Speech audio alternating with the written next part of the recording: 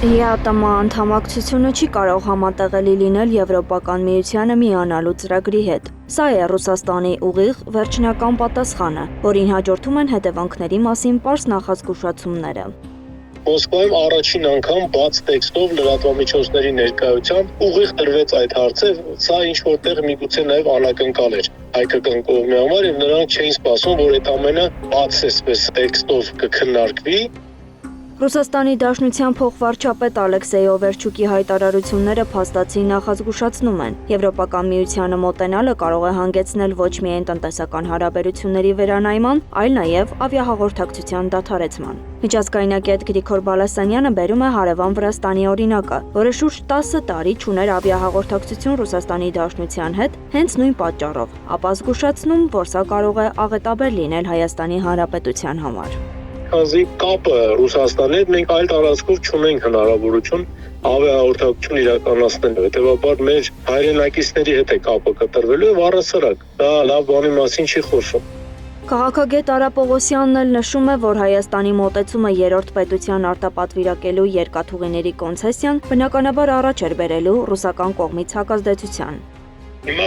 ունենք այն, որ ռուսական կողմը ես կարծում եմ, որ բավականին այլևս լուրջ է տրամադրված, ինչպիսին կլինի Հայաստանի իշխանությունների վարկագիծը կանխատեսել է ինչ-որ տեղերում անկանխատեսել է հաշվի առնելով այն հանգամանքը, որ ցանկացած արտաքին հզոր ազդեցություն իրենց մոտ առաջ է բերում զիջումներ։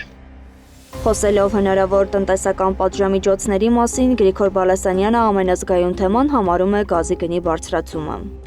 Սկսած հացից վերջացրած ջերմոցում աճեցրած լոլիկով եւ արունգով բնականաբար գինը շեշտակի ավելանալու է։ Հետևաբար այս հարցերին պետք է շատ ավելի լուրջ վերաբերվել եւ շատ ավելի էմոցիաներից զուրկ վերաբերվել սրան եւ սառը կշռադատված մոտեցում ցուցաբերել, քանզի իրոք իրավիճակը բավականին լարված է։ Հայաստանի Հանրապետությունը կախվածություններ ունի էներգետիկ անվտանգության առումով, թեպետ Հայաստանի Հանրապետության իշխանությունները ցույց են տալիս, թե հնարավոր է այդ կախվածությունները բալանսավորել։ Հայաստանի Հանրապետությունը այն գնով, ինչ գնով որ ստանում է Ռուսաստանից գազը, բնական գազ, ես կարծում եմ որևէ երրորդ կողմից նման հնարավորություն չունի, ինչը Ռուսաստանի համար գործիք է իր ցանկալի նպատակին հասնելու համար։ Այն, որ Մոսկվան իրեն իրավունք է վերապահում քննարկել Հայաստանի ընտրական գործընթացները, միջազգայնագետ Գրիգոր Բալասանյանը լիովին հիմնավորված է համարում։ Եթե Եվրոպական միությունը, եթե Թուրքիան իրավունք ունի միջամտել Հայաստանի ներքին գործերին եւ կարծիք հայտնել այս կամ այն տեխնատուի օգտին, եթե Միացյալ Նահանգների փոխնախագահ Վենսը կարող է կարծիք հայտնել ըստ էության աջակցելով գործող վարչապետին կամ նրա արած գործի շարունակությունը, ապա բնականաբար Մոսկվան ունի այդ իրավունքը։ Ալեն Սիմոնյանը չի բացառում, որ Հայաստանը կարող է դուրս գալ թե ՀԱՊԿ-ից, թե ԵԱՏՄ-ից, եթե Ռուսաստանը կիրառի տնտեսական կամ էներգետիկ ճնշումներ, այսինքն հարաբերությունները տեղափոխվում են փոխադարձ սպառնալիքների հարթություն։ Հայաստանի Հանրապետությունը իր որոշումը կկայացնի եւ դուրս կգա վերջնականապես թե ՀԱՊԿ-ից, թե ԵԱՏՄ-ից։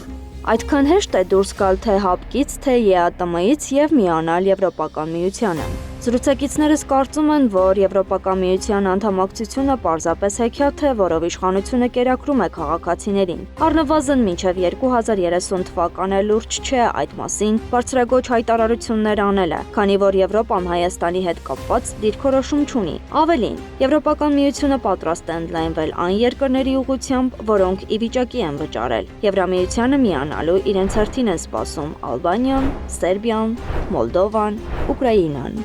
Անահիտ Սարգսյան, Նոնա Գևորգյան, ABC Media։